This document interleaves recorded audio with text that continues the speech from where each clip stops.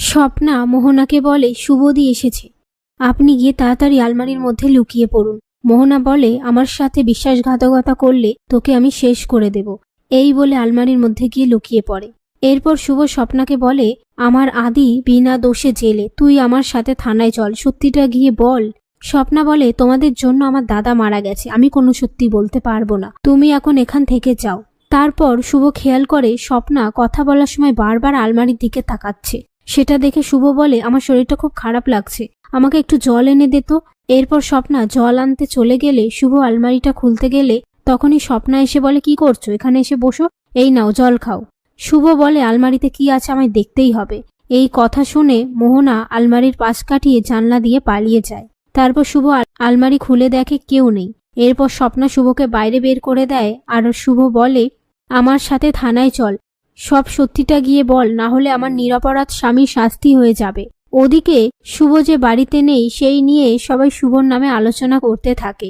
সেই মুহূর্তে পুলক আসলে সেবন্তী বলে কোনো ব্যবস্থাই করা গেল না, আমার ছেলেটা ছাড়া পাবে না, এই বলে কান্নাকাটি করতে থাকে। ঠিক তখনই একজন লয়ার রায় বাড়িতে আসে। এদিকে রাস্তায় পাড়ার দুজন মহিলা শুভকে বলে তোমার স্বামী তো খুনের দায়ে জেলে গেছে, এর জন্য তো বাড়িতে মিডিয়া এসেছে, এই বলে শুভকে অপমান করে সেখান থেকে চলে যায়। তারপর শুভ বাড়িতে ফিরে আসলে পূরবী আর রঞ্জিনী মিলে শুভকে কথা শোনালে পাশ থেকে সেবন্তী বলে ওকে আর কিছু বলিস না, এখন কিভাবে ছেলেটাকে ছাড়াবো সেই ব্যবস্থা করি। শুভ বলে উকিল পাওয়া গেছে, এই বলে আদ্রিতের ব্যাপারে লয়ারের সাথে কথা বলে।